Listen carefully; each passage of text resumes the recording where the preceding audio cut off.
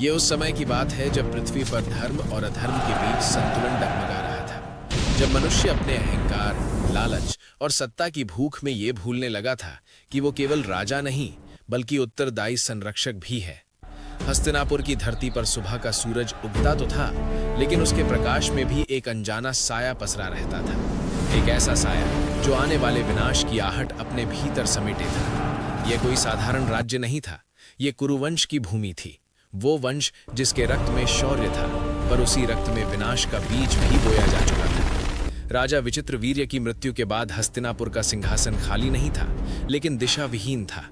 भीष्म पितामह, जिनकी प्रतिज्ञा ने उन्हें अमर यश दिया और निजी सुख से वंचित कर दिया, राज्य की धुरी बने खड़े थे। उनके चेहरे पर शांति थी, पर आंखों में भविष्य की चिंता। वे जानते थे कि युद्ध तलवारों से नहीं, निर्णयों से जन्म लेता है। सत्यवती की इच्छा और वंश को आगे बढ़ाने की विवशता ने एक असामान्य मार्ग चुना। महर्षि वेद व्यास का आवाहन हुआ। नियोग की परंपरा से अंबिका और अंबालिका के गर्भ से जो संतानें जन्मी, वे केवल शरीर से नहीं, नियति से भी भिन्न थी। धृतराष्ट्र बलवान किंतु नेत्रहीन, और पांडु नेत्रवान किंतु भीतर से दुर्बल। यहीं से कथा ने पहला मोड़ लिया, क्योंकि प्रकृति जब किसी से एक शक्ति छीनती है तो उसके स्थान पर कोई और कमजोरी छोड़ जाती है। धृतराष्ट्र का अंधापन केवल आंखों तक सीमित नहीं था, वो धीरे धीरे विवेक के अंधकार में भी बदलने लगा। जबकि पांडु का शरीर उसे राज्य के भार से दूर ले गया। हस्तिनापुर का सिंहासन धृतराष्ट्र को मिला, पर शासन का भार भीष्म और विदुर के कंधों पर था। विदुर, धर्म का जीवित स्वरूप, जिनकी वाणी सरल थी पर सत्य से कठोर। वे बार बार चेतावनी देते रहे कि राजा का सबसे बड़ा शत्रु उसका पुत्र मोह होता है, लेकिन चेतावनी तब अर्थहीन हो जाती है जब उसे सुनने वाले कान ही बंद हों। समय बीतता गया और हस्तिनापुर में नई पीढ़ी का जन्म हुआ। धृतराष्ट्र और गांधारी के 100 पुत्र कौरव और पांडु के 5 पुत्र पांडव। जन्म से ही दोनों के भाग्य विपरीत दिशाओं में बहने लगे थे। गांधारी ने अपने पति के अंधेपन के प्रति समर्पण में अपनी आंखों पर पट्टी बांध ली, लेकिन उस त्याग ने उनके भीतर एक अजीब कठोरता भी भर दी। उनका प्रेम अपने पुत्रों के लिए था, पर वो प्रेम धीरे धीरे पक्षपात में बदलता गया। दूसरी ओर कुंती, जिन्होंने देवताओं से वरदान प्राप्त कर पुत्रों को जन्म दिया, उनके चेहरे पर संघर्ष था, पर हृदय में संतुलन। युधिष्ठिर का जन्म धर्म से हुआ, भीम वायु से, अर्जुन इंद्र से। ये केवल कथाएं नहीं थी, ये संकेत थे कि यह पीढ़ी साधारण नहीं होगी। बचपन में ही भीम और दुर्योधन के बीच का द्वंद्व स्पष्ट हो गया था। दुर्योधन का क्रोध और भीम की शक्ति दोनों एक दूसरे के लिए चुनौती थे। गुरुकुल में आचार्य द्रोण के सानिध्य में शिक्षा आरंभ हुई। अस्त्र शस्त्र की विद्या केवल युद्ध सिखाने के लिए नहीं होती, वो चरित्र भी गढ़ती है। लेकिन यहाँ चरित्र 2 दिशाओं में ढल रहा था। अर्जुन की एकाग्रता और विनय उसे श्रेष्ठ बना रही थी, जबकि दुर्योधन की ईर्ष्या उसके भीतर आग भर रही थी। यही आग आगे चलकर पूरे आर्यावर्त को जलाने वाली थी। द्रोणाचार्य का पुत्र अश्वत्थामा, कृपाचार्य की शांत दृष्टि और कर्ण का आगमन, ये सब घटनाएं जैसे नियति द्वारा रखे गए मोहरे थे।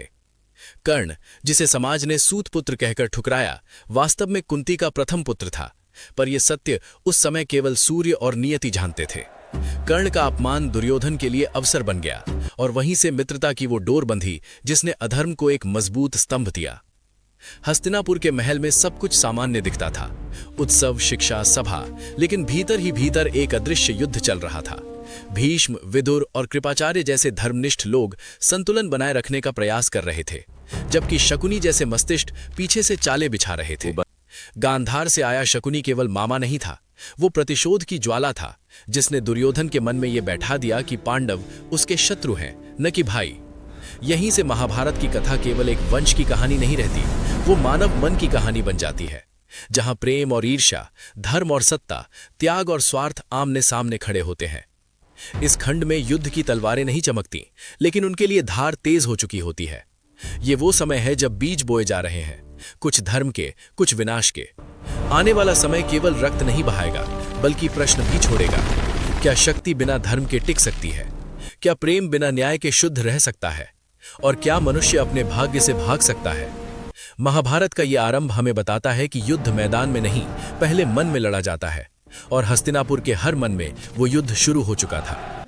हस्तिनापुर के प्रासादों में जब राजकुमारों की किलकारियां गूंजती थी, तब किसी ने ये नहीं सोचा था कि यही हंसी एक दिन रणभूमि की गर्जना में बदल जाएगी। बचपन निर्दोष होता है, पर परिस्थितियां उसे दिशा देती हैं, और हस्तिनापुर में दिशाएं पहले ही टेढ़ी हो चुकी थी। पांडव और कौरव साथ खेले, साथ बढ़े, एक ही गुरु के चरणों में बैठे, पर उनके हृदयों में बीज अलग अलग बोए जा चुके थे। युधिष्ठिर स्वभाव से ही शांत और संयमी थे। खेल में हारते तो मुस्कुरा देते, जीतते तो विनम्र रहते। भीम की देह में बल था, पर मन में सरलता। वो अपनी शक्ति से किसी को डराना नहीं चाहता था, पर उसकी हंसी और आत्मविश्वास दुर्योधन के भीतर जलन पैदा कर देते थे। अर्जुन की आंखों में लक्ष्य बसता था। वो धनुष उठाता तो संसार भूल जाता, और यही एकाग्रता उसे सबसे अलग बनाती गई। दूसरी ओर दुर्योधन था, राज सिंहासन का उत्तराधिकारी, पर भीतर से असुरक्षित। उसे लगता था कि सिंहासन उसका जन्मसिद्ध अधिकार है और पांडव उस अधिकार के मार्ग में बाधा है। यही सोच उसे हर दिन थोड़ा और कठोर बनाती गई। गांधारी अपने पुत्रों को देखती तो उनके भविष्य का भय उनके हृदय में उठता, और वो भय प्रेम बनकर दुर्योधन के पक्षपात में ढल जाता। धृतराष्ट्र सब कुछ देखता था, पर देख नहीं पाता था। ये केवल नेत्रों का अंधापन नहीं था, ये निर्णयों का अंधापन था। गुरुकुल में आचार्य द्रोण का आगमन हुआ और शिक्षा ने नई दिशा ली। द्रोण केवल शस्त्र विद्या के आचार्य नहीं थे, वे प्रतिशोध की आग भी अपने भीतर लिए थे। द्रुपद से मिला अपमान उनके हृदय में अब भी धधक रहा था। उन्होंने शिष्यों को समान शिक्षा देने का वचन दिया, पर उनका मन अर्जुन की प्रतिभा से विशेष रूप से आकर्षित हो गया। जब अर्जुन लक्ष्य साधता तो द्रोण को लगता जैसे उनका ज्ञान सार्थक हो रहा हो। ये पक्षपात दुर्योधन और उसके भाइयों को चुभता गया। भीम और दुर्योधन के बीच का द्वंद्व अब खेल तक सीमित नहीं रहा, वो अहंकार की लड़ाई बन गया। दुर्योधन ने कई बार भीम को अपमानित करने का प्रयास किया, यहां तक कि उसे विष देकर गंगा में बहा देने का षड्यंत्र भी रचा, पर नियति ने भीम को बचा लिया। नागलोक में जाकर उसकी शक्ति और बढ़ गई। ये घटना केवल एक हत्या का प्रयास नहीं थी, ये उस मानसिकता का प्रमाण थी जो आगे चलकर युद्ध को जन्म देने वाली थी। पांडवों के जीवन में वनवास और संघर्ष पहले ही आ चुके थे, जबकि कौरवों के जीवन में षड्यंत्र और ईर्ष्या। इसी समय कर्ण का प्रवेश कथा को और गहरा कर देता है। गुरु द्रोण के गुरुकुल में जब कर्ण आया, उसकी आंखों में वही आग थी जो अर्जुन की आंखों में थी, श्रेष्ठ बनने की आग। पर समाज ने उसे उसके कुल से बांध दिया। सूत पुत्र कहकर उसका अपमान किया गया, और द्रोण ने भी उसे शिष्य के रूप में स्वीकार नहीं किया। वो क्षण केवल कर्ण का अपमान नहीं था, वो धर्म और सामाजिक व्यवस्था के प्रश्न पर लगा घाव था। उसी सभा में दुर्योधन ने कर्ण को अंगराज बनाकर अपना मित्र घोषित किया। ये मित्रता कृतज्ञता से नहीं, बल्कि स्वार्थ से जन्मी थी, पर दोनों के लिए ये जीवन का मोड़ बन गई। कर्ण को सम्मान मिला और दुर्योधन को एक ऐसा योद्धा जो अर्जुन के समकक्ष खड़ा हो सके। कुंती ये सब देखती रहीं, पर सत्य को प्रकट करने का साहस नहीं जुटा सकी। उनका मौन आगे चलकर और बड़े दुख का कारण बना। हस्तिनापुर में शिक्षा पूर्ण होने लगी और राजकुमारों की प्रतिभा अब सार्वजनिक रूप से प्रदर्शित होने वाली थी। रंगभूमि का आयोजन हुआ, एक ऐसा मंच जहां शस्त्रों से अधिक अहंकार की परीक्षा होनी थी। अर्जुन ने अपने कौशल से सबको मंत्रमुग्ध कर दिया। बाण लक्ष्य पर नहीं, लक्ष्य के हृदय पर लगते थे। सभा में जयकार गूंज उठी, पर उसी शोर में दुर्योधन का मन और अंधकारमय हो गया। तभी कर्ण ने चुनौती दी, और ये चुनौती केवल अर्जुन को नहीं, उस व्यवस्था को थी जिसने उसे ठुकराया था। पर जैसे ही उसका कुल पूछा गया, वही अपमान दोहराया गया। द्रौपदी स्वयंवर की तरह ये भी एक क्षण था जहां प्रश्न कौशल का नहीं, जन्म का था। दुर्योधन ने हस्तक्षेप किया और मित्रता को सार्वजनिक रूप से स्थापित किया। भीष्म, विदुर और कृपाचार्य सब समझ रहे थे कि ये सब एक बड़े तूफान की भूमिका है, पर वे समय के प्रवाह को रोक नहीं सके। इसके बाद पांडवों का विवाह, द्रौपदी का आगमन और इंद्रप्रस्थ का निर्माण, ये सब घटनाएं आगे की कथा का आधार है। पर इस खंड में मुख्य बात यह है कि अब दोनों पक्ष स्पष्ट हो चुके थे।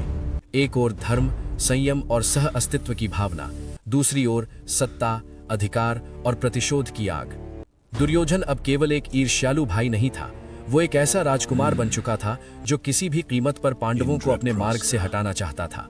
शकुनी ने उसके मन में पासों का बीज बो दिया, एक ऐसा खेल जो तलवारों से अधिक खतरनाक साबित होने वाला था। इस खंड का अंत किसी युद्ध से नहीं, बल्कि उस मौन से होता है जिसमें सब जानते हैं कि टकराव अवश्यंभावी है। ये वो अवस्था है जहां पात्र अपने स्थान पर खड़े हैं, उनके निर्णय पक्के हो चुके हैं और नियति ने अपनी चाल चलनी शुरू कर दी है। महाभारत अब केवल कथा नहीं रही, ये चेतावनी बन चुकी है कि जब बाल्यकाल की ईर्ष्या को समय रहते रोका न जाए तो वो इतिहास का सबसे बड़ा युद्ध बन जाती है।